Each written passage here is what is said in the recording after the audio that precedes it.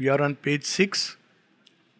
Because man lifted up the burden of his fate. See, he'll do the effort. Doesn't even know which direction to put in effort. Where to go. What is the goal? So man lifted up the burden of his fate. Now we see as the symbol of dawn, symbol dawn works at so many levels. It is the dawn on which Satyavan would die. It is the dawn of a new creation. It is the dawn which, after every pralaya, there is a new emergence. So, all these, it is the dawn which is the first rush of illumination that springs up in the heart of a devotee. So, these are the various symbols. Now comes the biggest sense of this dawn. And dawn comes in the form of Savitri, the Divine Mother, who takes a body upon earth. And Savitri too awoke among these tribes. Who were those tribes? The 1,000 peoples of the soil and sky. So now they are connecting.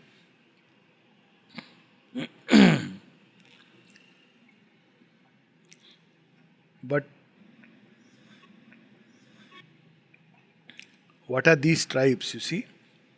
And Savitri too awoke among these tribes that hastened to join the brilliant summoner's chant. So we had, now you see, he is connecting also in a very interesting way.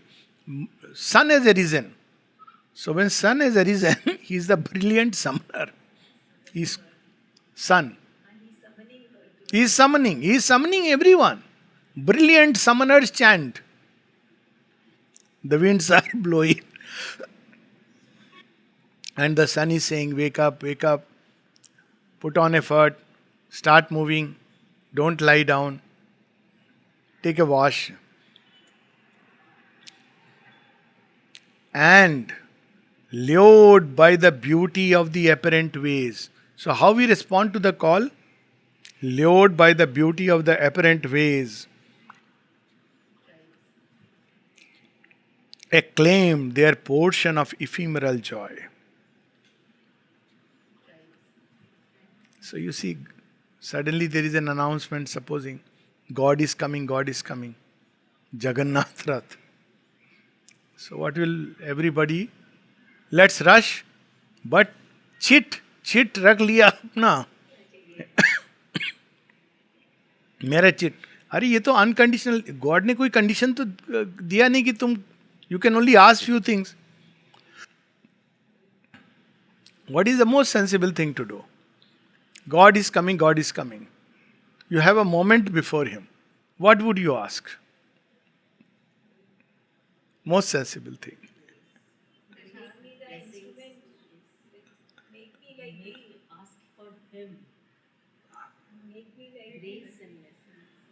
Yeah, there are so many things. Or you may say, I give myself to you. Take me. Take me. Take me, do whatever you want. Enough of all this. You take me, do with me what you want. You want to keep me on the side, it's okay. You want to make me an instrument, I am ready.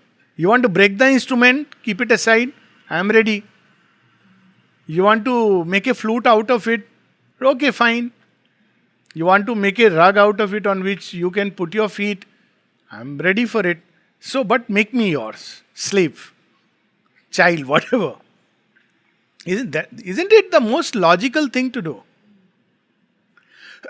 But lured by the apparent ways, most people will pick up a chit.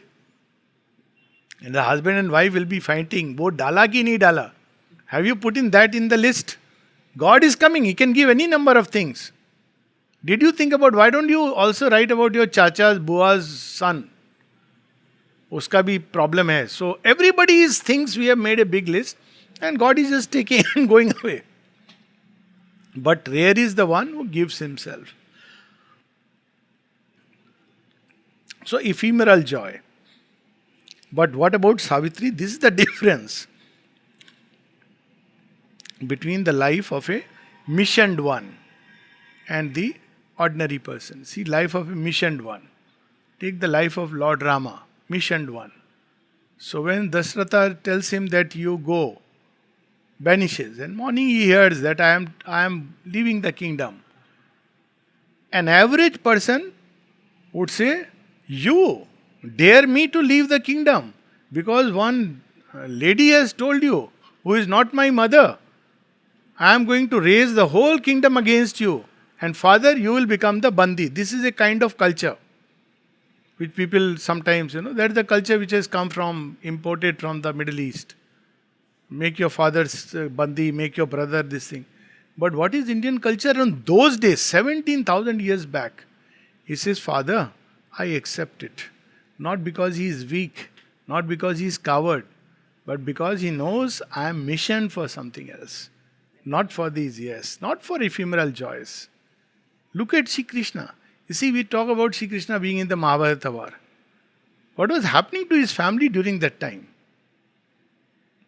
They were going through a tough time. That is the time that Pradyumna and some of these episodes are taking place. But Sri Krishna is busy with the Pandavas. And somebody would say, you are not going to fight the war. That's exactly what Balram said. Why are you involved? What would Krishna reply? It's not about me and you.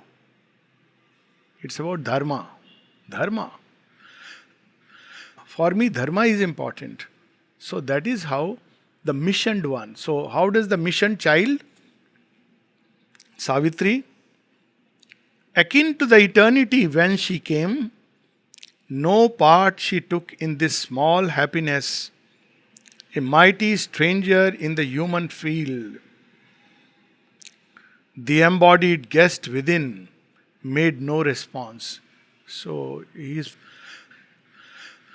mother's physical father was very fond of going to circus. So he would take people to circus to watch.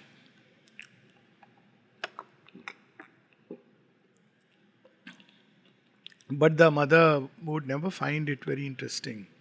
So she says, he asks, you have no interest in going to circus. She says, I have more interesting things to do. More interesting things to do. So what were those more interesting things?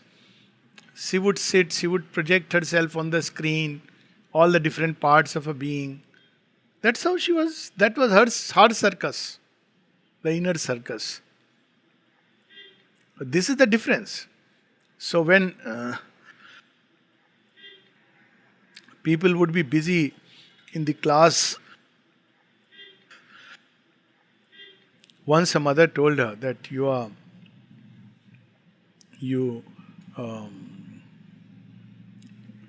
she asked her mother asked something to Divine Mother, and Divine Mother said in reply something, whatever was the response. So her physical mother said, but you are telling a lie. And mother had not told a lie. She had never told a lie. She says that categorically. Never in her life. So mother kept quiet. Then after a while she started crying. This is 5-6-year-old child.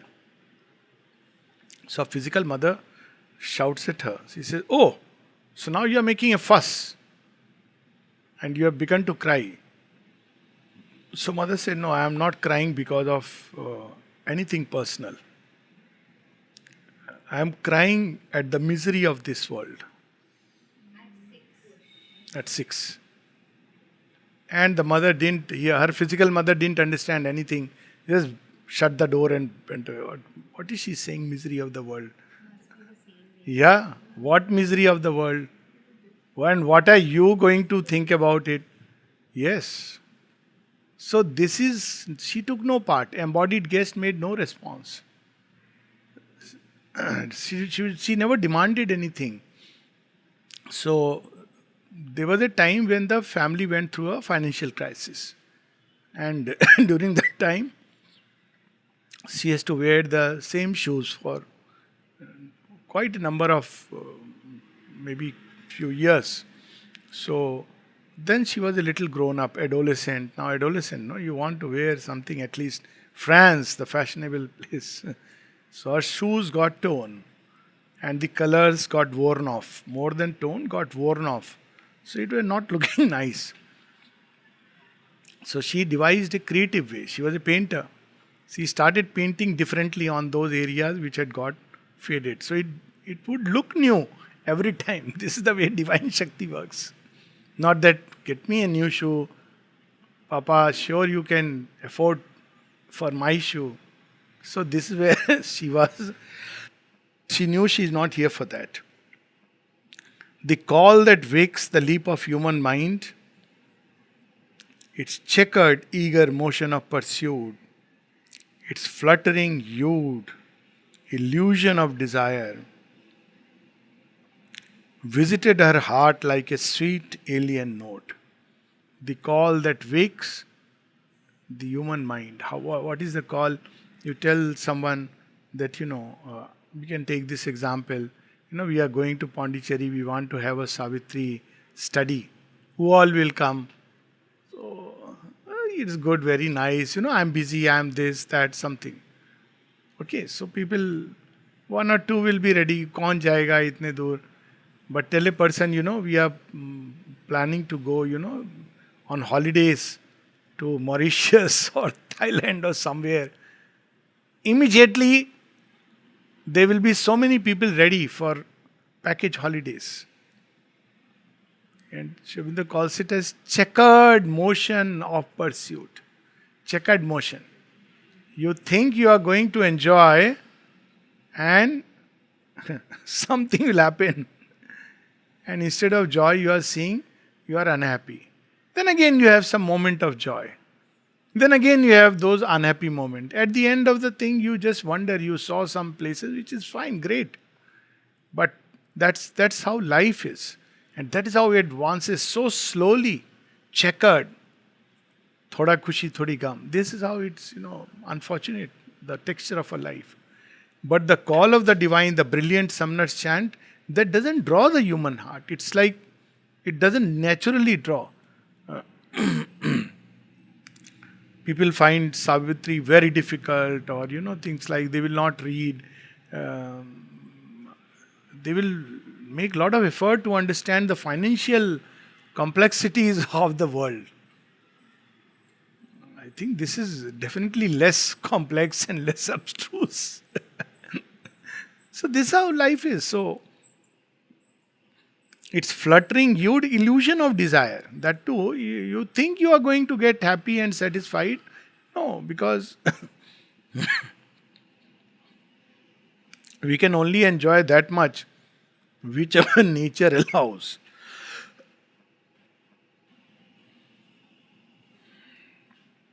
So she is born on earth, so these desires will come to her. Call her. Why not come? Why not come? But sweet alien note, not a friendly note. It would come and leave her. Time's message of brief light was not for her. So what was there that she had brought? In her there was the anguish of the gods. So anguish of the gods is, see, now imagine you are coming from a far off land which is all beautiful with a perfect system where everybody loves each other, everybody lives with a spirit of unity. The outer riches go with the inner wealth and inner prosperity. There is abundant happiness, sunshine, nobody knows quarrel. So when you come here, supposing by some freak, like the movie PK, and you land up here, so what will be your first thing will be strangeness. Where have I come? What kind of place is this? Everybody is running after each other with a stick or a rod or a gun. First thing will be that. Then when you meet human beings, you'll see that they are quarreling, they are fighting. So what will happen to you? You'll experience anguish. What is this world? And next what you will do? You would rush in to change it. These are the... So she is born with the anguish of the gods. Why? Because she comes from the plane where even, the gods, great gods dwell. And she is their mother actually. Imprisoned in our transient human mold, the deathless conquered by the death of things. So she is come imprisoned in our transient human mold. So she brings all that, but what you can do magically from above in those planes, because those planes are receptive to the divine energy, you can't do here. Matter doesn't respond. This is the big challenge. A vaster nature's joy had once been hers, but long could keep not its gold, heavenly hue, or stand upon this brittle earthly base, in narrow movement on time's deep abysm. Life's fragile littleness denied the power. So, matter is not accepting.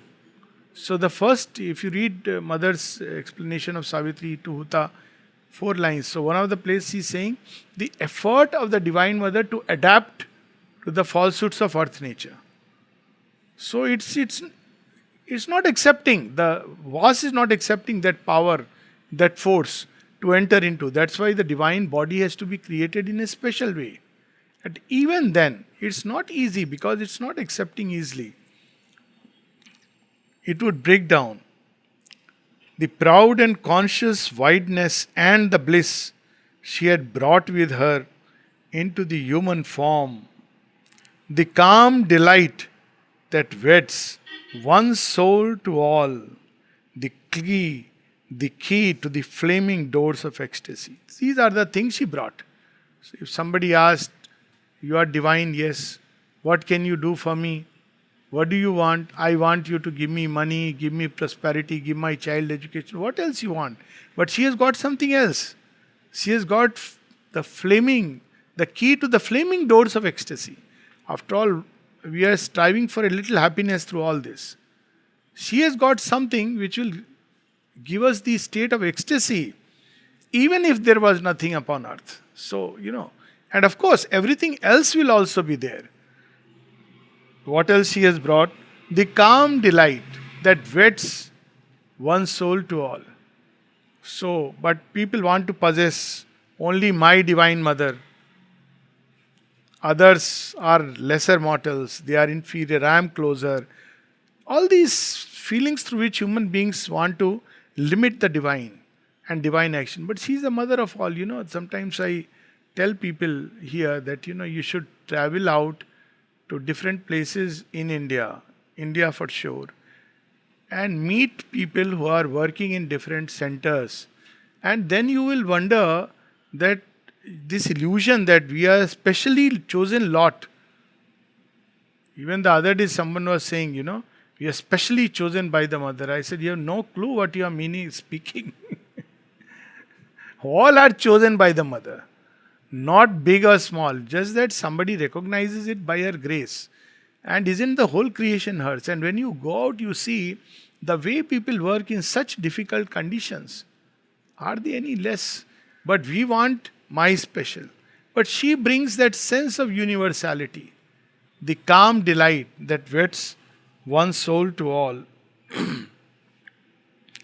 conscious wideness and the bliss. So these are the things she has brought.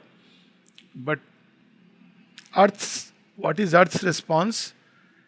She says delight, bliss, big words. When if you try to tell somebody, what do you experience in Pondicherry? Oh, we feel bliss. They'll say, yeah, I know. We also feel very happy when we go there. Somebody will say, when I enjoy drinking some wine in some place. So people don't understand that what exactly is this bliss. People want a little sorrow. They want the play. We may say, no, we don't want sorrow. But we do all the things which will bring some sorrow or the other. That is the irony and the strangeness about life. So, earth's grain that needs the sap of pleasure and tears. Everybody knows that in our state of imperfection, the way we are, sorrow is bound to come in whatever direction you take. But for little pleasure, I need not take examples, there are countless examples where for little pleasure people have put everything at stake and lost It has brought in so much suffering, so much tears. But earth needs that. Earth's grain, the seed which is buried here, needs that to grow. It needs not only the happy things, it needs sad things. It needs pain. And it's not good that it should grow like that. The Divine Mother doesn't want it like that. It's not an eternal law that we must grow like that. Mother has said, you can walk the sunlit path. You don't need to go through pain, suffering. So people think that if we have to avoid pain and suffering, the way is to completely avoid life. No, you be in life, but in a state of yoga, in a state of union with the mother, depending only on her. Very simple terms. If we depend only on her, there is a term which goes on nowadays that have no expectations. Everybody gives this advice. If you have expectations, you will suffer. Everybody now knows because it's a WhatsApp gyan. Nobody tells you how not to have expectations. No, even human beings, people have. Some human being or the other. Child or friend or husband or wife or parents. Or God, of course. But how do you finish expectations? That WhatsApp Gyan doesn't say. As long as there is desire, as long as there is a need in the being, want in the being, you will have expectations. You just cannot eliminate it. It will remain inside. Either take a quirky route. Isn't it? So Buddha understood it so well. So he said, eliminate desire. You can't give a gyan like this that, this is how the westernized Buddhism works. You can't say eliminate desire because there will be hahakar. Desire to our foundations of our civilization is desire. How can you say so? Expectation, yes. So what Buddha taught, have no expectation. Buddha didn't say that. Buddha said, have no desire, conquer desire, eliminate desire. If you have desire, they will take some route or the other, want, expectation. You may not have from one person. So you think you have conquered expectation, it will transfer on to somebody else.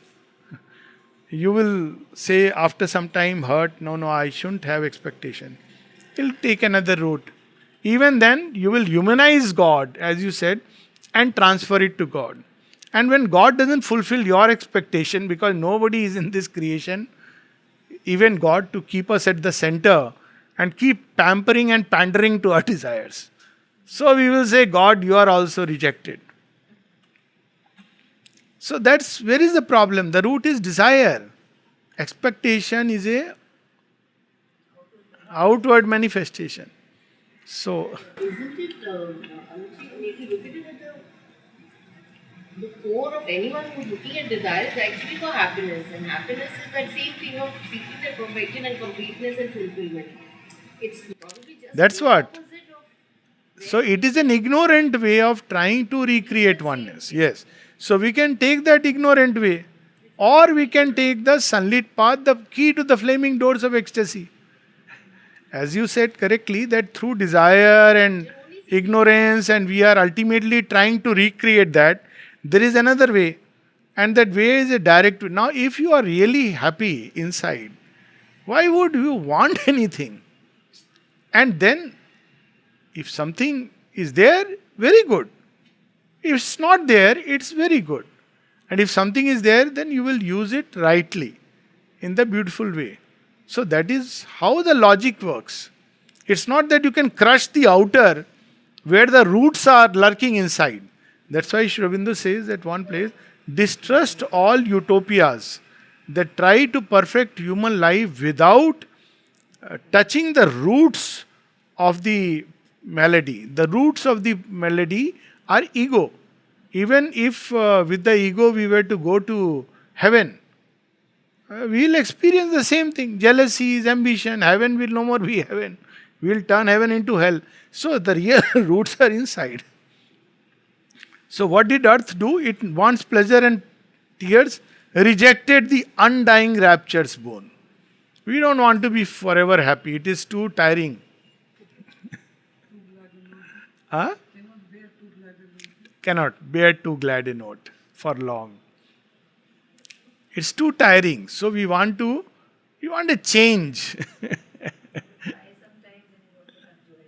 Ah, so after some time, yes, that's it. So it rejected. So it has to also give something. She has brought the Divine Mother this gift for earth. That is the psychic being. Yes. So you bring she has said, I'm giving you the key as gift. So earth is saying, earth consciousness, earth nature, this is okay, it's okay. This I'm not much interested. You can keep it. I'll also give you something return gift. So what is the return gift? Yeah, you see, offered to the daughter of infinity. Daughter of infinity is typically Aditi is infinity. So daughter of infinity, her passion flower of love and doom she gave. So she also picks up a flower, passion flower. She says, no, you are giving me rapture. I have something better, passion. See the contrast. We don't understand a quiet rapture, a quiet inner joy. Most people cannot even feel it. They can only feel when something is very crude, something that can shake the body and legs. They can't feel. They don't understand what is this rapture. Sri Aurobindo at one place says in Foundations of Indian Culture that it's very difficult for people to comprehend the rapturous Shiva or the rapturous Buddha's mood with a calm on the face. Very difficult to understand. This is the inner rapture, there is an inner ecstasy. So it says, no, no, no, this I don't want. I'll give you something. I have a better stuff. Kya better stuff hai? Passion flower, please take it. What is this passion flower? Love and doom. So what it does, draws people to each other, creation to each other, not the true love which is the rapture itself, and leads them toward the doom. So passion flower. In vain now seemed the splendid sacrifice. She has assumed a human body, come all the way down to give us the key to the flaming doors of ecstasy, the undying rapture. We want the old ways of passion and its petty joys. A prodigal of a rich divinity, herself and all she was, she had lent to men. See, she had daughter of infinity. There is no limit to what she can give. So she gave herself and everything. That is the Divine Mother's ways. She knows only giving. So people say, oh, so the Divine wants me to give myself to Him. Yes, because He is the one who has given Himself. And He gives Himself so, He has given so completely to the earth, becomes so identified with everything. So we have to now give this back. When we give, we are ready to receive more. So this is how this mystic transaction takes place. The more we give, the more we receive. And that is the old Vedic way, that when we give, there is an ascension. Then we remain stuck with that level. We are very happy with some of the experiences, and then we are, it is great. Then you have to sacrifice even that. Give. Then you further ascend. Then you have to sacrifice even that. Sri Aurobindo at one place says during his sadhana, he had to give up all the realizations and the fruits of his yoga to be ready to ascend to the supermind. All that. So when you give, that's how you receive. Otherwise you're stuck. If you're happy with that, fine. So, exactly. Colloquy of Indra and Agastya. So why she was giving? Herself and all she was, she had lent to men, hoping her greater being to implant. and in their bodies, lives acclimatize, that heaven might native grow on mortal soil. So, what did she come? So that something of her breath, something of her touch, something of her love, something of her glory, little can go inside, and it can prepare our human consciousness to feel the touch of the divine grace, to open and thereby blossom. So, this is what she has brought. So, after all, that is the purpose of the divine, to change us into who he is. And who we truly are in our essence.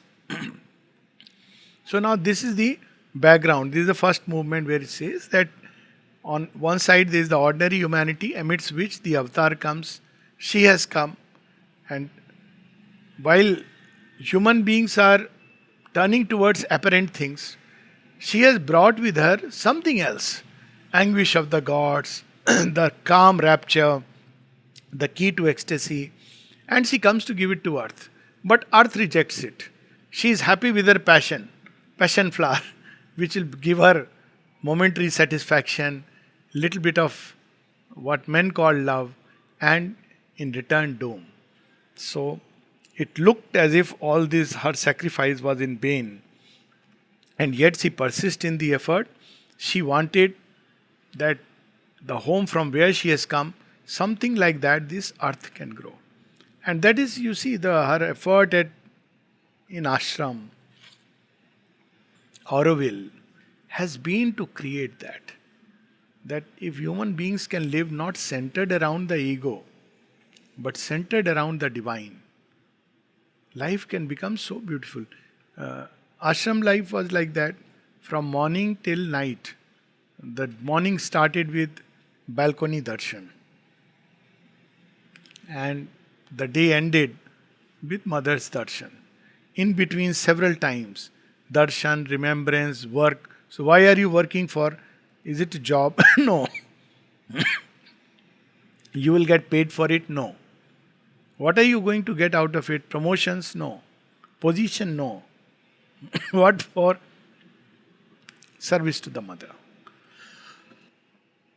Ask another person, what are you working for? Service to the mother. So all are tied in their common effort towards the divine.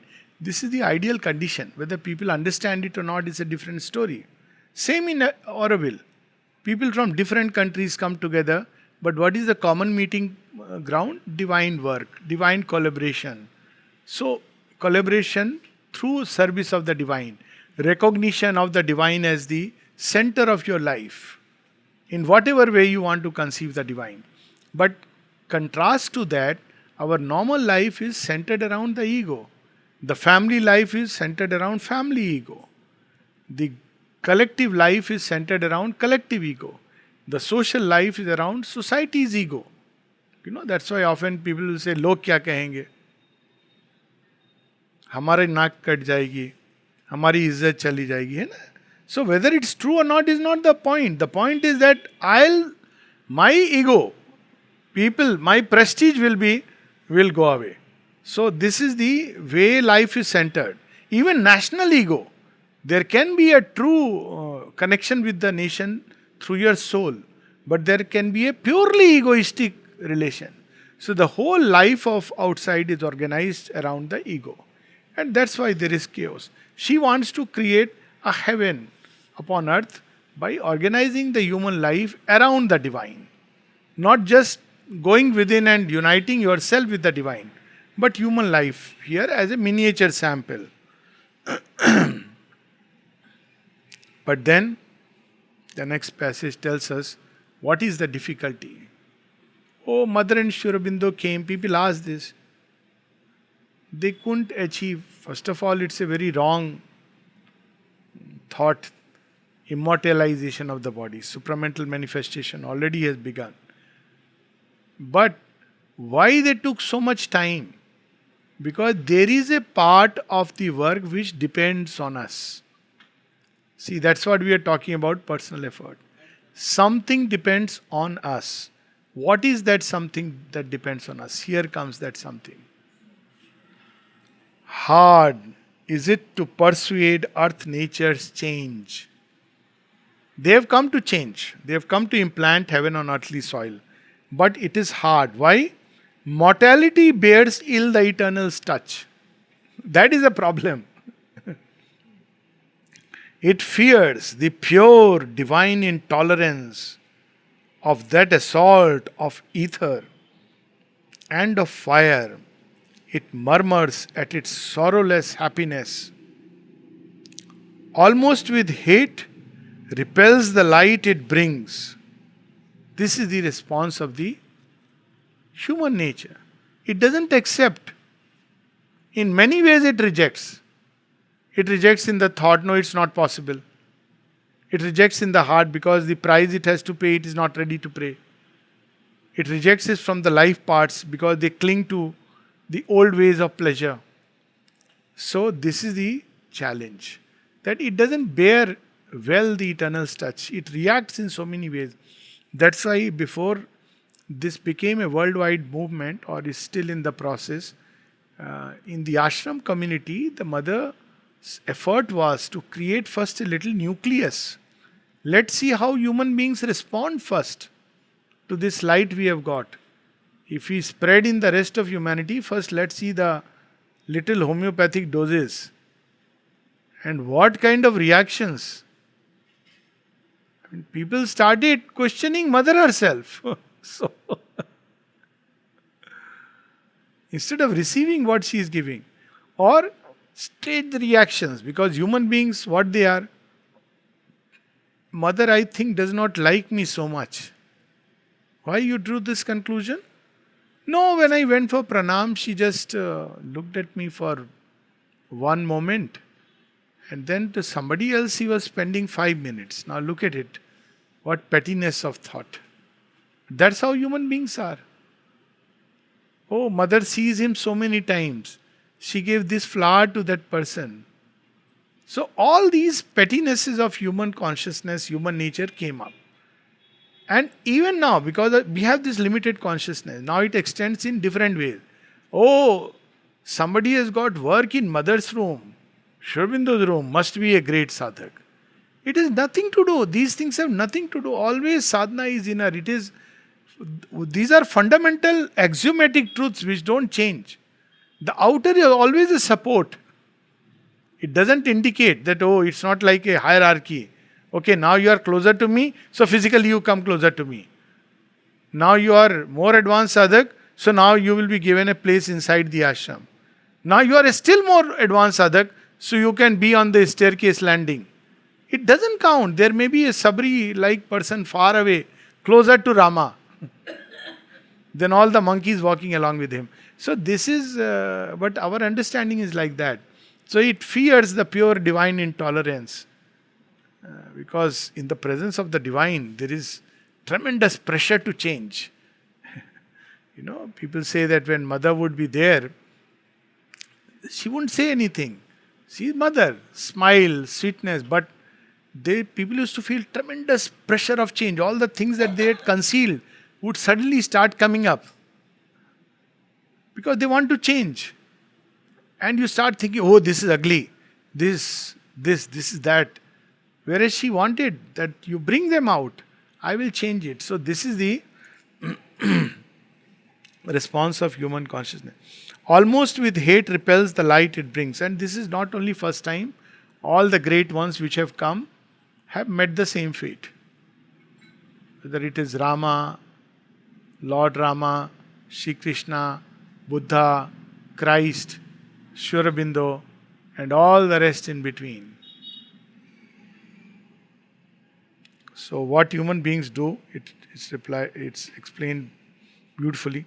It trembles at its naked power of truth and the might and sweetness of its absolute voice. So you see how Dilip Kumar Roy's correspondence goes. He is asking Sri Aurobindo and he is saying, yes, it is like this. But then I have a doubt. But Bertrand Russell says this. But so and so says this. So that might of its absolute voice, at the end, that one voice is heavier than all the rest. Bertrand Russell confined to a museum and a few books. Herbert Spencer gone. Sri Aurobindo ever expanding. It's bound to be because the might of that absolute voice. But human consciousness finds it difficult to accept. Inflicting on the heights the abysm's law. It sullies with its mire heaven's messengers. Or what it does, it tries to throw the mud of human nature onto those who came to give us the light. So, of all the things when people went to have Mother's darshan, imagine what people could notice. So, there is somebody who notices, but Mother is using lipstick. You have gone to have darshan of Divine Mother. What you have noticed? That is the greatness of human stupidity. No, not all, but some places. These are all colored photographs. There no. But she has taken. People even had the audacity to ask. Mother so and so was saying, the nail polish and lipstick you have used. You know, now how people ask. This person who is asking, obviously you don't need to ask all this. You can tell him, how does it matter? Our goddess Lakshmi is Raj Rajeshwari. I mean, she wears, she Lavanyamai, Tripur Sundari. But anyways, now this person also must be having a doubt, so he has asked. So mother says, what can I do, my child? People come and give me such things with so much love. When they give me, I use it sometimes. As simple. Her answer is so simple. She doesn't want to look beautiful. But because you will use something to look beautiful, you are sullying heaven's messengers. That he also or she also wants to look beautiful. That's why they are using. That's how human stupidity is. Sometimes people gave her beautiful saris. So she would wear it. So that also people would raise question. That mother is wearing beautiful saris. It's a question mark, with a question mark. As if beauty should not be. So mother has to explain beauty is an aspect of the divine. What is worse is to Indians. Do you want the divine to be in rags? Yes, Sri Aurobindo has said this, and you, for Indians to say it is even worse because they have seen the Mahalakshmi. Yeah. In Narayana. So majestically sleeping on the couch. Even Dwarkadhish Shri Krishna. He is full of, opulence. Dwarka Nagari. But what have come to us that we recognize divinity only in the garb of an ascetic. Nothing else. So people have started misusing it. Now it has become very easy to look divine. All that you need is a orange or a white robe. Because now you are looking at the garb. But divinity is divine regardless of anything. So sullies with its mire heaven's messengers. If you see the number of questions people have asked certain questions, it is so strange that how could our teaching has been always that divine is divine. When Rama kills Vali from behind, modern mind asks questions, why did he kill? We grew up, we never thought there was anything undivine about it. At least I felt अच्छा किया. मारा उसको बदमाश आदमी था. He was a titan, he was doing wrong things. He had this power to draw away anybody's energy. So it's perfectly fine. He killed him. But he's Rama, so he must... Why did he kill him? Actually, even in Ramayana it is answered. Because Vali asks him, why you have preferred Sugriv over me? And then he explains that you don't know dharma. Last minute you are asking what is dharma. All your life you have done a dharma. So how will you understand ways of the divine? So when we grew up again, we all have grown up on these stories that Shri Krishna had Satyabhama and Rukmani and there was beautiful love between him and Radha. It never struck us, at least most of us, that there was something wrong or abnormal. This is the Semitic conception of a highly moralist God. No, no, I know. It's a conception. Conception. Yeah, Semitic conception. No, no, that's why they don't acknowledge the presence of, a lady in the life of Christ. Because it's a Semitic conception. It's not what the divine incarnation. Rejecting the mother. The divine, it's not the conception of the avatar who came, he did not teach it. But they created the conception of a moralist God. You see the Jewish conception, you see the Islamist conception that he has decided this right, this wrong. If you do this wrong, thou shalt be punished in hell forever. Here. Fear. In Indian conception, it is not like that. It's play, it is joy, it is growth, it's celebration, it's enrichment. Divine is everywhere. Asceticism is also there. In a corner, it's okay, fine. You are also You are also accepted because everything is accepted. You want to abandon everything and walk in pursuit of the divine, even throw away all your clothes, do it by all means. that cannot become a that cannot become a public ideal. That cannot become a mainstream ideal of divine seeking. So that's why we have richness of festivals, even in the pujas done in homes. I have grown up with that sanskar. So every day, Rama and Sita and Gopalji, they were, dressed in new clothes, nice, colorful dresses with gota and all that. So we grew up in that. That is part of life. It's a joy. It's you don't have to seek divinity by some harsh method. So our idea, so morality is replaced here by the sense of nobility. Nobility is different. Morality is a arbitrary mental division between this is right because I say so, or whoever that being says so, and this is wrong. But nobility is something which is within man. If you seek it, it will tell you this is noble. That's why even in war there were rules, because it was ignoble to shoot arrows at somebody who is lying on the ground. So these are the but people threw on heaven's messengers. Its thorns of fallen nature are the defense. It turns against the Savior hands of grace. It meets the sons of God with death and pain. Classic example is Jesus Christ. And of course, there have been many other down the line, but one of the prominent ones.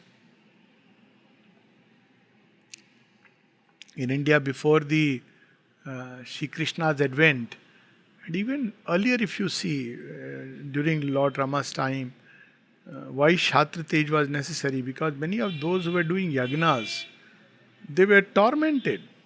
They were killed. Their ashrams were plundered. The Vedis were destroyed. Of course, there were no stories built around it. But it was same thing.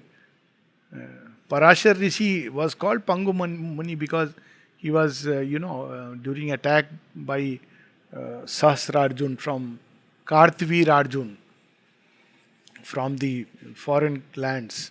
So he was attacked. He used to invade, destroy all the ashramas. So once he attacked Parashar Rishi's ashrama, and in that process, once his leg got injured, he survived the attack, but he started limping from then. So his another name became Pangu Muni.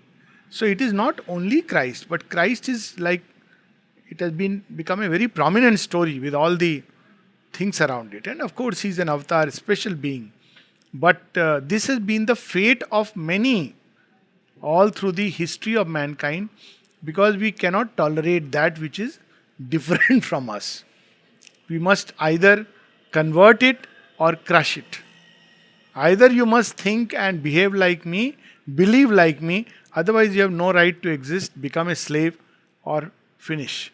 And you know whom I am speaking of. This still survives, this mindset, in at least a portion, a sizable portion of humanity.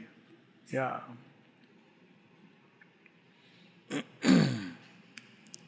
It meets the sons of God with death and pain, a glory of lightnings traversing the earth scene, their sun thoughts fading, darkened by ignorant minds. Now, third thing, what happens?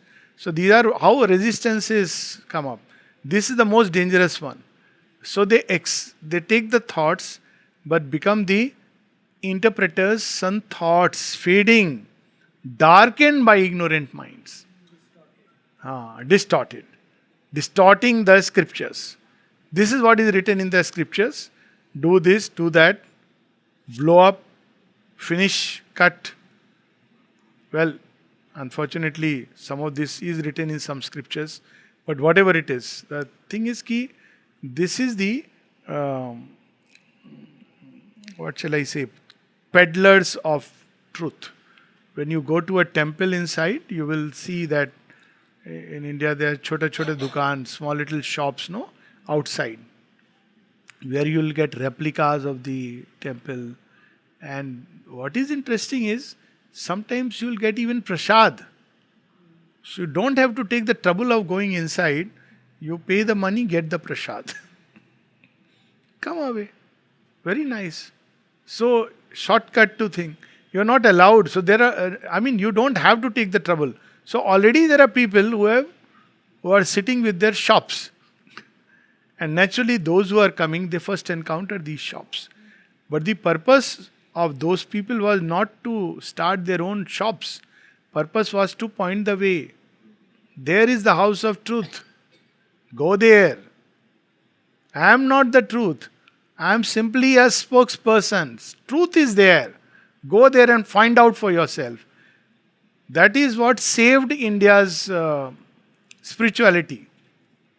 Countless people came, but always ultimate word was, truth is here, you find it inside. That was the saving grace. The moment you say, no, only through this, through that, then it is finished. So these are the beings who came. Their work betrayed, their good to evil turned, the cross their payment, for the crown they gave. So, Sri Aurobindo at one place writes that they crucified Christ and built a church upon his tomb. So it's one of the saddest events of history. And sure, if Christ came back and saw what has been done to Christianity, and I'm sure with many things in many other places, he would himself be horrified that what have they done? I didn't come to teach you all this and be serious on a Sunday and pray a hymn in praise of me. Come out and then start planning to bomb here and bomb this place, bomb that place. He would not, he would wonder what has happened to the great teaching of compassion, and Christ's teaching is so similar to Buddha. So, but that's what they do. They give the cross in return for the crown. They take away the crown and then say, lest anybody says that this crown is yours and I'm only a guardian, better you cease to exist. So they slowly, because that's how the business of mullahs and priests and pandits exists on that. The moment a priest or a mullah says, no, he is accessible to all. You don't have to go through me. You can just go. Hang out with the Lord. He is a playboy, Sri Krishna, playmate. He enjoys. The moment you do that, there is a problem. Oh, you are given this special crown. Is it yours? No, it has been given by my master. That's it. I am only his slave. But the moment you say, now I am the one. My master is no more there, but I am the one. That's where the problem starts. So that's what we see happening many times. And classically, as I said, it happened in the life of Christ. So Sri Aurobindo gives that example. Only they leave behind a splendid name. So everywhere you'll see Vivekananda school. Now you also have started Sri Aurobindo School, and of course Christ colleges, Christ schools, plenty. All kinds of, in the name of God, people open all kinds of things, but use it to do everything that is contrary to, you know, Krishna's names, how much it is misused. There was a joke about it that one of the party which doesn't believe in God fought vociferously that there was no Ramasetu, there was no Lord Rama, nothing like that. So when he had a heart attack, so he was rushed to a hospital, and the name of the doctor was Ramachandra somebody, and the name of the hospital was Ramachandra Medical Mission. So he said, this is the irony of things and the sense of humor of the Lord, that he says, okay, Rama may not exist, but the name Rama exists, and that is still as powerful. It can still save you. So they leave behind a splendid name. If fire has come and touched men's hearts and gone, a few have caught flame and risen to greater life. Too unlike the world she came to help and save, her greatness weighed upon its ignorant breast, and from its dim chasms welled a dire return. A portion of its sorrow, struggle, fall. A portion of its sorrow, struggle, fall.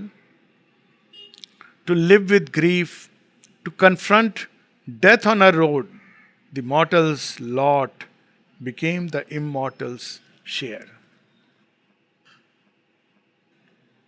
Shiva comes to give Amrit, he is Asutosh. What is given back to him? Poison. He says, okay, so be it. Christ comes to give freedom. What is given to him? The cross. He comes to teach the way to immortality. And people give him death in return. He accepts. But people often raise the question, why didn't he run away? If he was God, by miracle he should have saved himself. But Christ would not be Christ anymore then. He would be just another human being. That is the sign of divinity. Sri Aurobindo on his, last days, few days on earthly, our mortal limits of seeing, Niruddha says that what is happening? We have seen you cure thousands of people just by a mere pressure of your force. I suppose you would be putting it on your body also. Aren't you using it? Something like that. Sri Aurobindo says, no, I am not using it. But why? You won't understand. What was he doing? See, all the torment of the world, all the pain, the anguish. People talk about partition, make all kinds of movies, Hindus, Muslim, this, that. How that pain, the Second World War pain, the First World War, so much pain, suffering. Imagine what their cosmic consciousness would be experiencing. Loads and truckloads of things. The world today is very different from what it was in pre-50. Who was absorbing all this? The famine of different places, India itself. They were just absorbing it inside. Someone had to do it. A dirty work. And he did it. And the result was, beyond a point, the body couldn't take it. And the supramental, seeing the tapasya of the Lord lying like this, descended. What has happened? That is the mystery of the 5th December. So, the divine accepts the pain, accepts the suffering, accepts the poison that human beings inflict. He doesn't get angry and says, get away. People through jealousies, fears, even anger, at Sri Aurobindo and the mother. So we don't realize sometimes when I've seen people even passingly saying, I get angry at mother, as if it's a sign of closeness. So they say, but I can get angry. After all, it's my relation with the Divine Mother. Well, even an Asura relates to the Divine. Hiranyakashipu also related to the Divine. But that's not how we should relate to the Divine. Complaining and angry and throwing, okay, if you do, Divine will accept it. With Abhiman, pride, that kind of bhakti is a bhakti of the old days.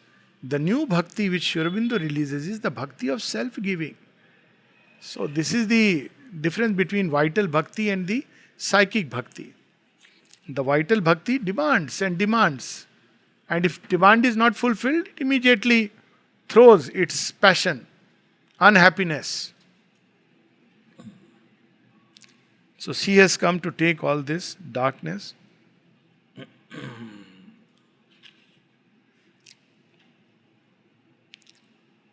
To live with grief, to confront death on her road.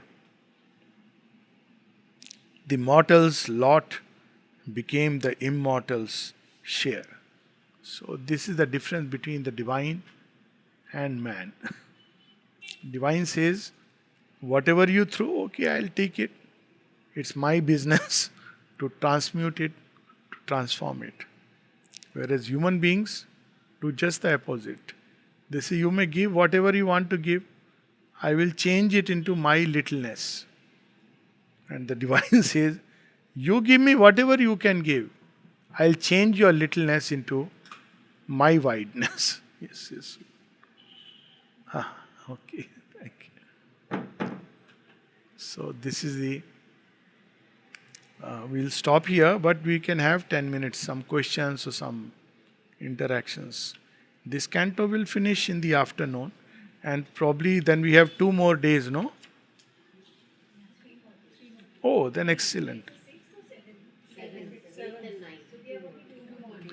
But we'll be able to finish because the issue is also just about same number of pages. Same number of pages.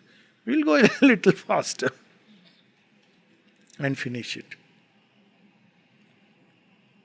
That pace we can vary.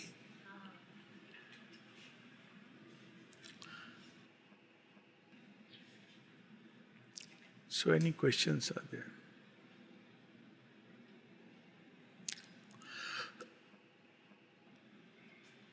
So as you can see in the very first canto, he is revealing to us already the story. The divine coming on earth and coming to redeem mankind, and mankind not ready to receive the divine.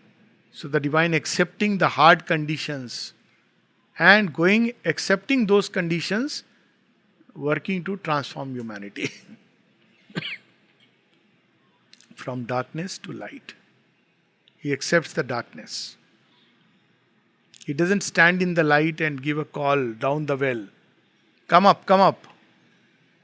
How do we come up? I will stand here, I'll throw a rope. Catch it. Sir, but we are blind, we can't see the rope. Try to grope, touch it.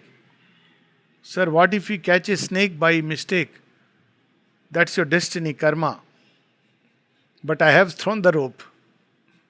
But in the well where you live, snakes are also there, can't help it. So that is not what the divine avatar does. The divine avatar enters the well. To the blinded children goes and opens the eyes. Make sure that the snakes are away. Takes them on the pit too. Then comes. So that's the difference. And imagine the situation when the divine has done all this, come down all the way to lift human consciousness out and tells man, come, I have come to rescue. And the first question man asks, but who are you? I am divine. Divine means what? God. Of which religion? I'll go only with my type of God. ये भी तो, we are all learned people, no?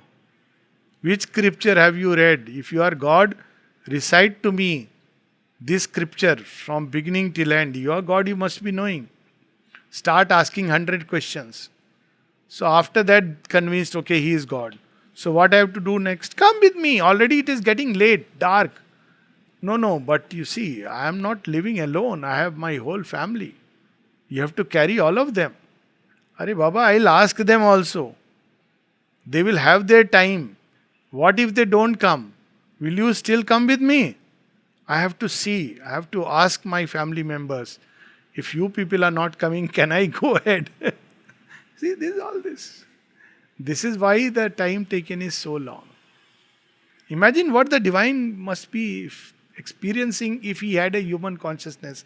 At one place, Mother says, if the divine, even for one moment, had the human consciousness, this world will collapse. But he is divine.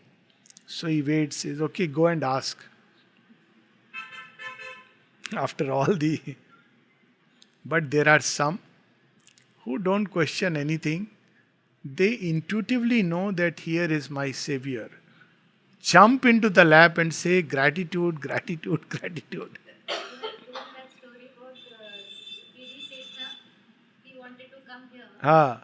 and his family wouldn't allow. Hmm. He married. Yeah. He married and came, both Daulat Pandey, she also same problem. So because olden times, no. You're not allowed to just go away. You have to, God knows, लड़का क्या करेगा and लड़की तो out of question. Married and then also they first went to Calcutta. हाँ, because, And they then came to Pondicherry on a false pretext. yeah, And convincing not Pondicherry. We are going to Madras. First to Calcutta. So slowly stepping out. Then Madras. Madras is also good. Then, since we have come all the way, we have heard about Pondicherry, so we thought we might as well visit it. That is how. Then 2 months, 3 months, what are you doing so long? No, we like the place. No, no, come back now. so this is the state.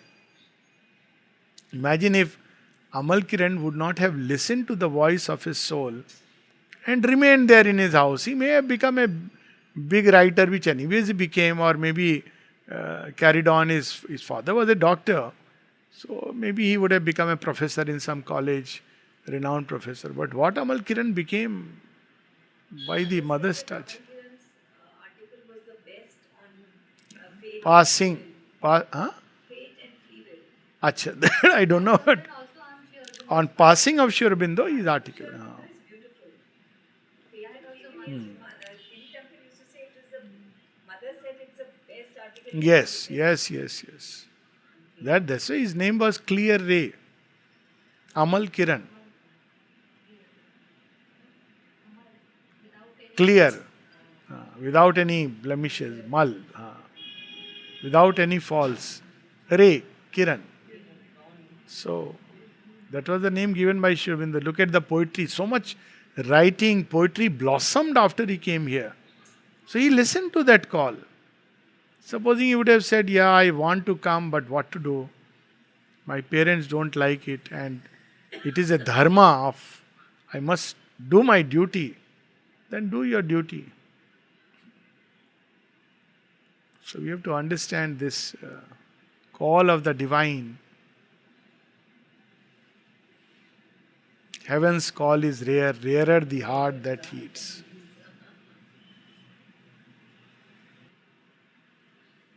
Actually, just reading Savitri creates such a beautiful atmosphere that for some time you just want to sit and soak it.